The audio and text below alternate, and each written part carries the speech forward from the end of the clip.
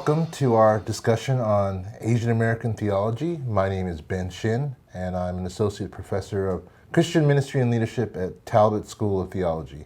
And this is my colleague and friend, Daniel. Go ahead and introduce yourself. My name is Daniel Lee. I'm the academic dean for the Center for Asian American Theology and Ministry, and also a professor of theology and Asian American studies at Fuller Seminary. Now, we are friends and academics and practitioners, and we want to talk to you today about Asian American theology, kind of why and what and how do we do that. And Daniel, you have put out this book that is a bestseller in my opinion, 4th edition printing, called Doing Asian American Theology. And so this is a great book. I want to highly recommend it. This is a primer, but at the same time, it's very deep for not only laypersons, but pastors, theologians, scholars. And Daniel, why Asian American theology? What was your impetus or motivation to put this all together? Well, I basically grew up totally entrenched in Asian American stuff, took Asian American ethnic studies in college. No, that's not true at all. It turns out that I grew up like a typical Korean American, growing up in a Korean American church. I grew up with Tim Keller, John Piper, pretty much, like Korean Americanness, Asian Americanness didn't matter at all. It wasn't until later on, as I've been running away from everything Asian American in my life, that I realized that for me to really be a theologian that really understood what the gospel looked like and try to copy people, my favorite theologians like, Martin Luther and Dietrich Bonhoeffer, what I realized is that they were really doing theology for their own people in their own time. And sadly for me to really learn from them and to do what they were doing, I had to own myself, which was very disappointing for me because I didn't want to do that.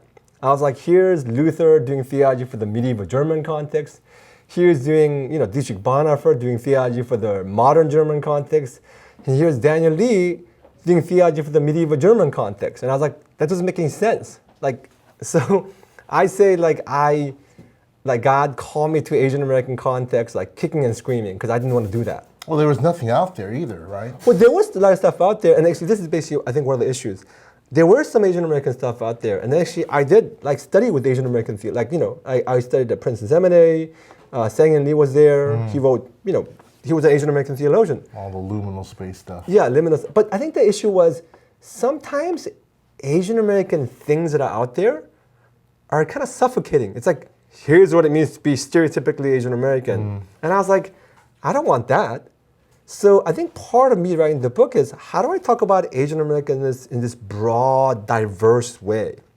Otherwise, you leave the white world and then you go to Asian American and it's almost like you're being put in a box. Who wants that, right? I think what I was trying to do in the book is say, there's so many different ways of being Asian American, but there is something there. There is something we're negotiating, we're dealing with. Right? We don't want it to be put in a box, but we do have to make sense of who we are. And so you created this thing called the quadrilateral, right? Yeah, the Asian American quadrilateral. Because, the book is really, if I can summarize my book. Yeah, tell us about that.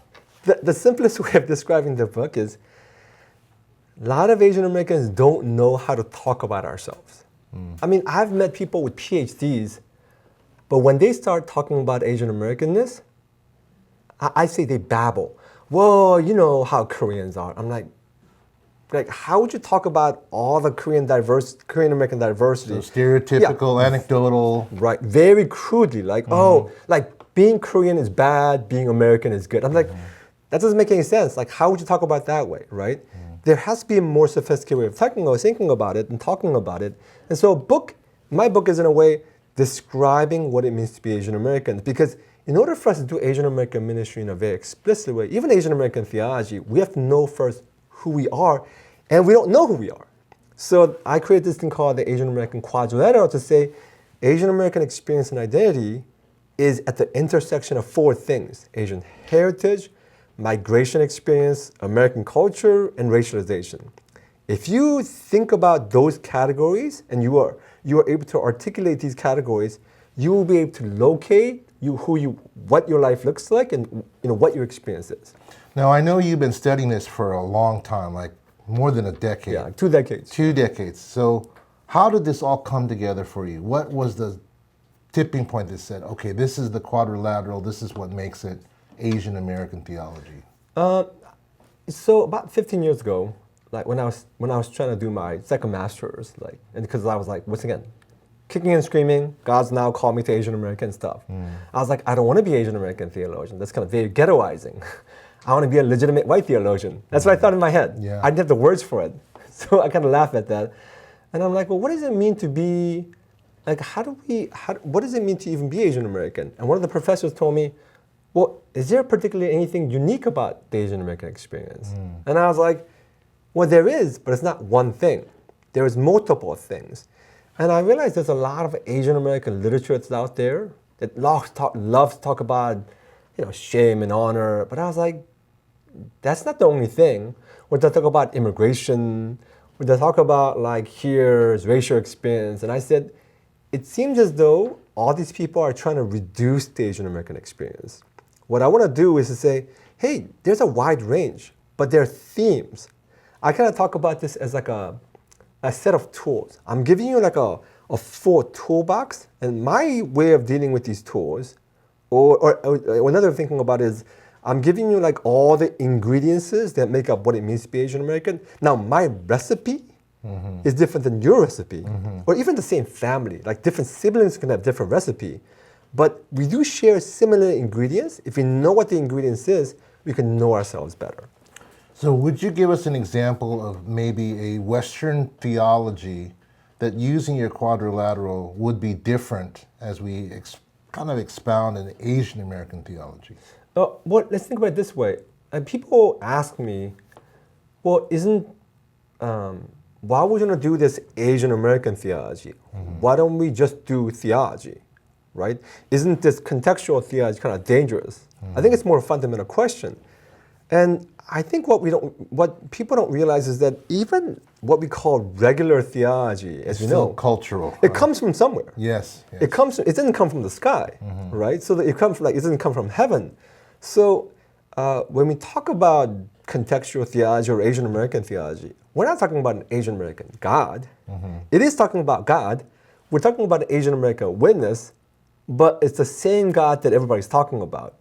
I think we're not talking about a different God than like other theology, right? And also our generic theology is not generic. It actually has a particular flavor context. Absolutely. So given that, let's think about, for example, like, this is the example I always give. It turns out that if you look at like a traditional Western white theology, Protestant theology, it doesn't talk about family. It's largely absent. If you actually look at Catholic theology, it actually has a place for family. The Bible talks about family life. Our lives are struggling with family life. If you look at Western Protestant theology, there is no room for family. Yeah, I'm a systematic theologian. There's no room for family. So you can get the whole gamut of all the doctrines, and family would be just absent altogether, right? That's weird, because the Bible does talk about it. Quite a bit. Yeah. So this is developed in a particular way that serves like enlightenment individualism, but that's not necessarily serving us. Yes. And the question is it biblical? Well, wait a minute. They're seeing certain things in the Bible and not other things. An Asian American theology would say, where is the place of family? For example, I say, maybe one of the things that Asian Americans have to struggle with is not just church and society, right? Church and state. Maybe it's church and family. Because think about the amount of tension we have. Church and family. Yes. Well, I think that's something that we struggle with, but we have no language for. So our ministry people are like, they don't actually know how to see it, because we go to seminary and it's pretty much standard white normative, which is, beneficial to a degree, but this aspect of church and family is just totally absent. We might get that if you take a random elective like family ministry, but regular seminary education, we won't have any of that. Yeah. So talking about generations and the Old Testament, Right. and all of that stuff, because of individualism, it truncates that idea. And this is where Asian American theology brings it out, which gives more, not only layers, but explanations to what we're talking about. Right. And if we own that, then we realize, oh my goodness, that can actually help, like, that can be our contribution. It's pressing, we need it, and when we articulate that, you realize, oh, Hispanic Americans are coming to our church, because we have a family ministry that's very robust, very articulate, and it turns out the fact that other people need this too. So that can be a contribution in a sense. Okay. I mean, one of the biggest things that I think that I tell people is that, like, a lot of Asian Americans fret about our contribution. What is our contribution? Like, there's multi-ethnic ministry, black church has a contribution, white church, what is our contribution? And I say, how would you have a contribution when you haven't even owned who you are? You don't even know who you are, right? You haven't wrestled with God. You think the black church said, let's think about contribution. I know, I'll talk about, black spirituals. Like, they didn't think of it as a contribution. They were wrestling with God in their context, and that became an insight and a contribution to the world. Asian American church isn't even seeing who we are. How would we have a contribution when we've even taken our questions and struggles seriously, and when we've met God and engaged God? That hasn't happened. Without that, there will be no contribution to the world. Okay, so I'm going to boast for you for a second. This book is really catching a lot of attention, a lot of traction. It's in its fourth printing and probably more. Why do you think this is happening at this time for the Asian church? What's the draw? What's the niche that you have found that you think, beyond just contribution, that's making this really intriguing for people? I mean, so somebody said, is this the first Asian American theology book? And I said, oh no, I'm a third generation Asian American theologian. There's been generations beforehand. I think my book is slightly different in the sense that I am doing two things. I'm actually problematizing the fact that we don't know who we are. I think a lot of Asian American theology books say, oh, you know how we are. Like, there's some this and that. I say, oh no, knowing ourselves itself is a spiritual journey, as a spiritual task. So that's actually very different, right? And saying, let me spend the whole book understanding, learning, struggling with who we are, right? So that's actually very different. So in that sense, people are finding that helpful. I think this book is also different because I draw very deeply in Asian American studies and Asian American psychology. I realized that even a lot of the Asian American theologians, they don't actually necessarily engage Asian American studies with Asian American psychology. Yeah. Now, there's 50 years of Asian American studies and Asian American psychology, 50 years of it, right? And you can get a whole PhD in Asian American studies. People think, oh, there's 4 Asian American ministry books. They must be all there is. And I tell people, they're like, there's nothing out there. There's nothing out there. I'm drowning in this stuff. I can't even read all the Asian American stuff, right? We didn't realize the fact that we can still learn from Asian American studies and Asian American psychology. And in that book, the book is very different. I think it's timely because of Black Lives Matter, because that made us very racially aware, and also because of anti-Asian hate, that also made us very aware. And we're looking for something. And I tell people, you can learn through TikTok videos about Asian American stuff, but there is actually something where we can really learn very methodically about what it means to be Asian American. And also learn why this is important theologically and spiritually, right?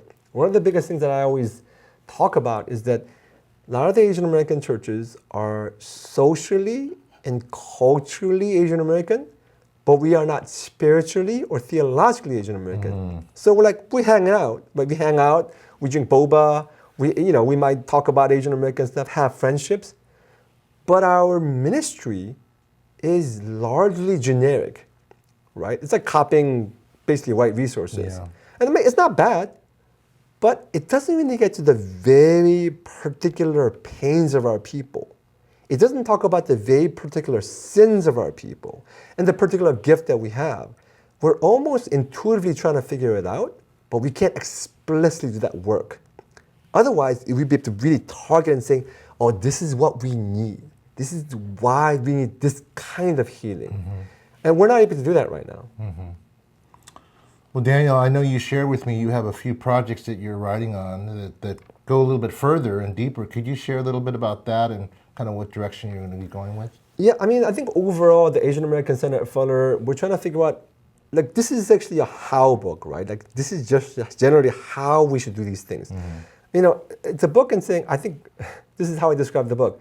This is a book that the kind of knowledge that's in the book is knowledge that every Asian American adult should have, which is kind of sad, right? Because a lot of people are like, they have no idea. Right. But we should have gotten this education, but we don't have it because our education system is so white and we have no idea who we are. So given this how book, now the question is, how does this apply to men's ministry? For example, why are we not talking about racial gender stereotypes about men? That is emasculating. We have whole men's ministry, but we don't talk about that, along with other things, right? How come we don't talk about that? Women's ministry, why don't we talk about all the different aspects in which Asian American, Asian heritage patriarchy is impacting on women? Like, we have a generic ministry. I mean, it's all good, woman of excellence or whatever, but I'm like, why don't we actually take seriously who we are?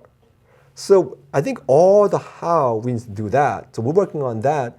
As far as book projects, I'm working on a book on the Korean American context and saying, okay, this is a generic Asian American thing, but given that we are all Asian American, I mean, I always tell people like, I'm not trying to get rid of the ethnic identity. I always tell my kids, you are Asian American and Korean American, because in certain spaces, nobody cares your ethnicity. You know, you walk into a room of diverse group, like, oh, there's an Asian American guy. They don't say, here's a Korean American person. They might not even care. Right. So you have to negotiate both. And in that sense, we try to do both at the Asian American Center at Fuller.